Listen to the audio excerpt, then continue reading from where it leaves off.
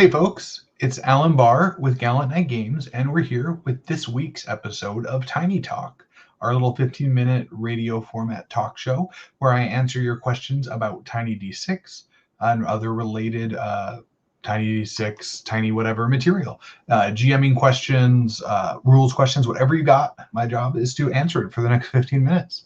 All right, so we have some questions folks asked in advance that we're going to start with. But if you have a question, feel free to pop it into the comments if you're watching on Facebook, YouTube, or Twitch, and we'll try to get to it today. And remember, these are Tiny D6 focus questions. So that's the goal. All right, Tiny D6. All right, so here we go. So our first question was from the official Gallant Night Games Facebook group, where we were asked by Dylan Rogers, is there anything we're able to say about the upcoming Tiny Dungeon campaign guide? Maybe a brief survey of what sort of content it has. Sure. Yeah, we can do a little bit. So we talked to Patreons about this already. You can find our Patreon at patreon.com/GallantNightGames if you want to know more. But so the Tiny Dungeon Campaign Guide is a toolkit book designed to help improve your Tiny Dungeon and by extension all Tiny D6 games because the rule sets are largely compatible. It will contain new enemies. It will contain GMing advice, tips, tricks, guidelines on how to create or modify or homebrew content. It will contain, some refined conversion material from tiny zines, updated and cleaned up. It will contain environmental traits, much like they're found in Tiny Cthulhu, and other things like that. It's really all about helping you run a better Tiny Dungeon and by extension, better Tiny D6 campaign. So that's the goal. It's in progress. It's pretty far along. I'd love to get it on Kickstarter this year. I don't know if that's going to happen because we've got Mechas and Monsters 2E as well as some other projects we'd like to get out the door. But it's on the radar. So hopefully sooner rather than later. Dylan had a second question, which I'm going to tackle now.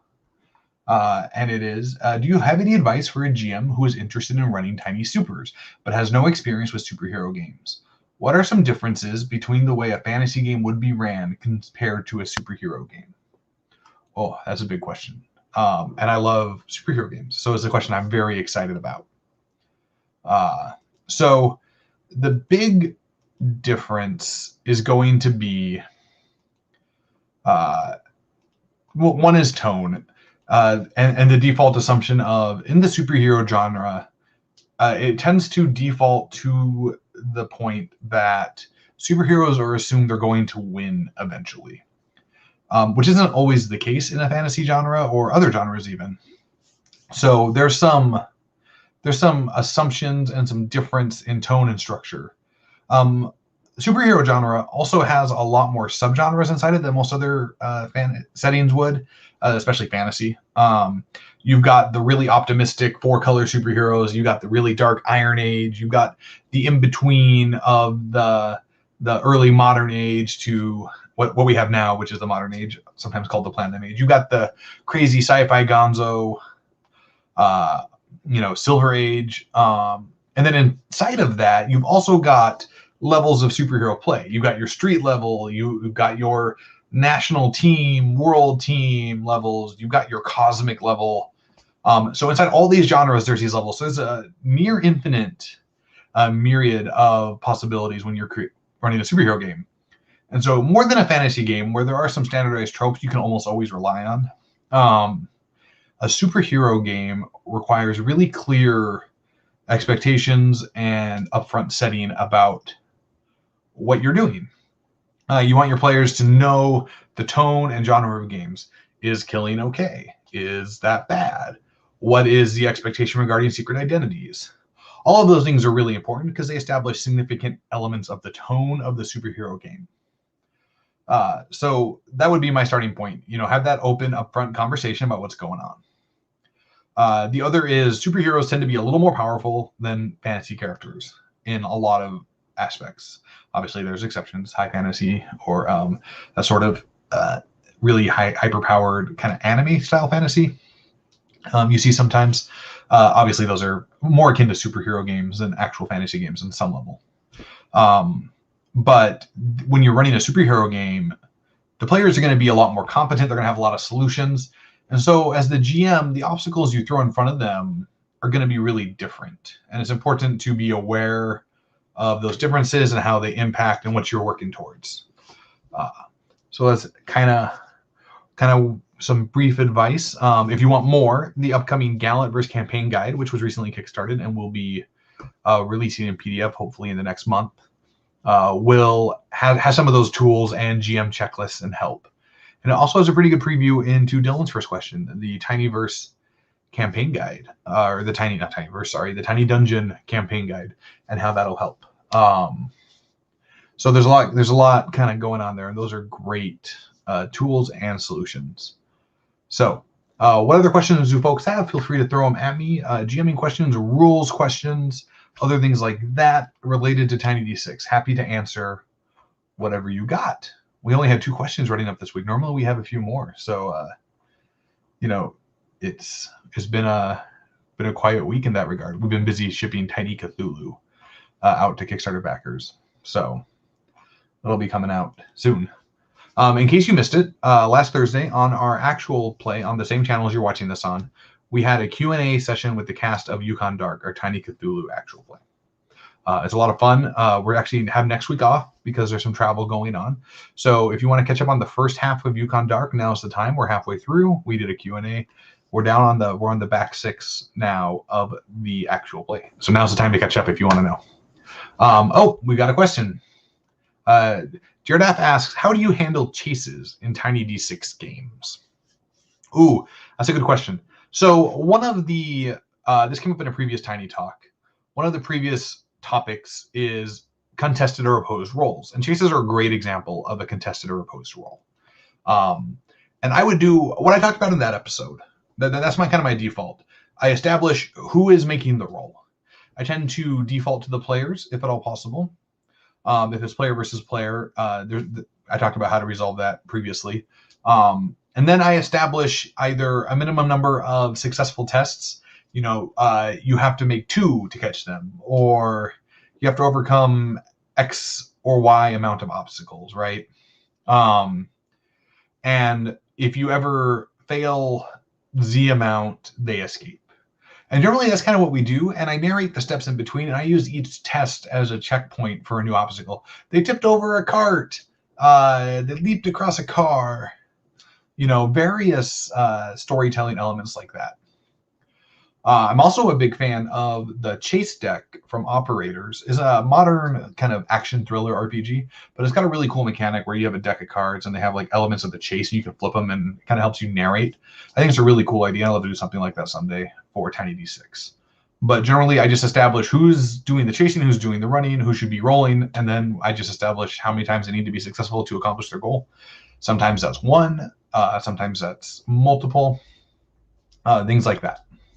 So it kind of just depends, but I like to keep it simple. The best part about Tiny D6 is how easy it is to run your game and resolve things quickly and keep moving so the story keeps happening.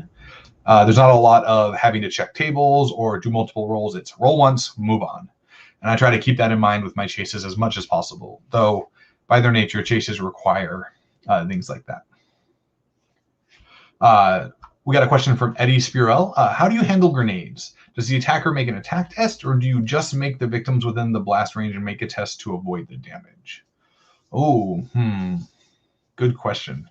So, the problem is I don't remember what I wrote in Tiny Frontiers at the moment because that's a couple years removed.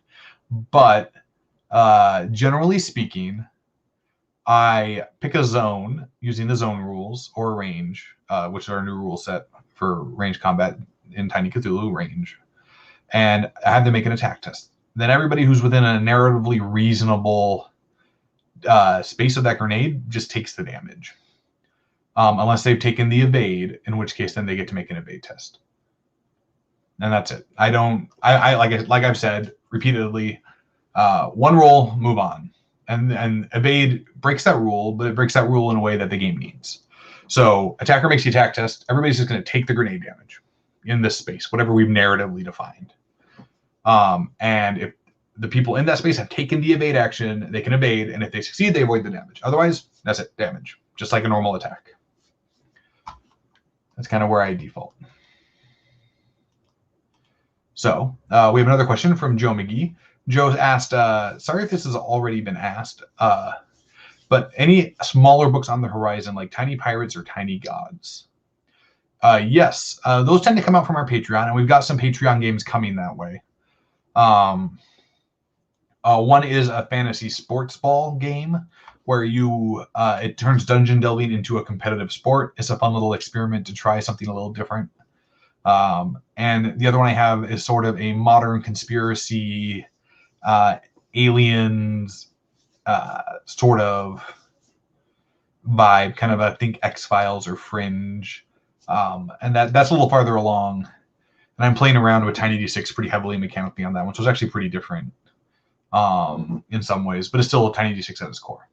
So there are some smaller ones coming. The smaller genre books tend to be genres that I feel slot into the bigger books better.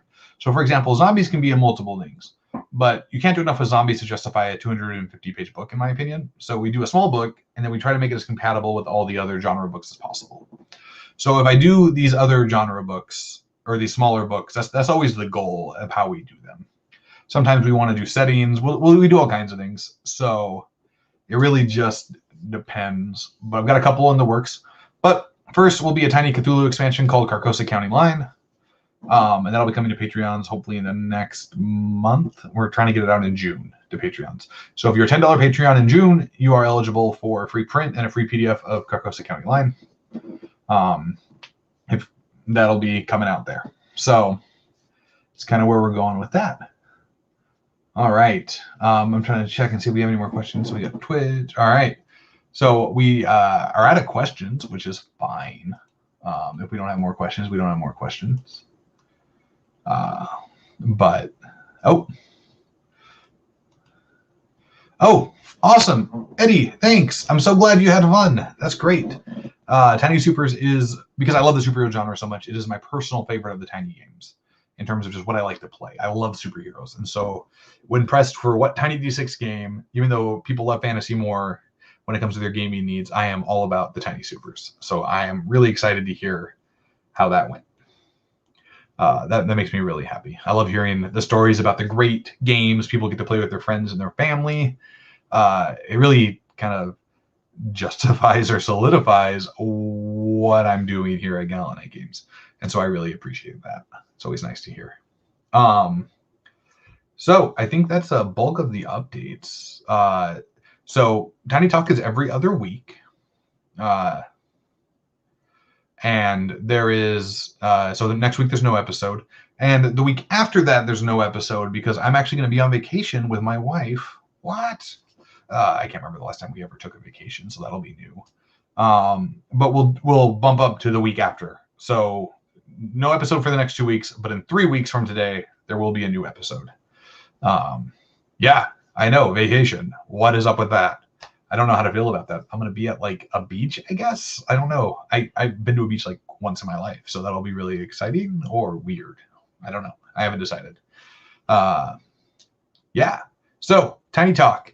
If you have questions, feel free to drop them in our Discord, in our Facebook group. You can reach out to me. You can put them in the comments of previous episodes. I'll try to collect them.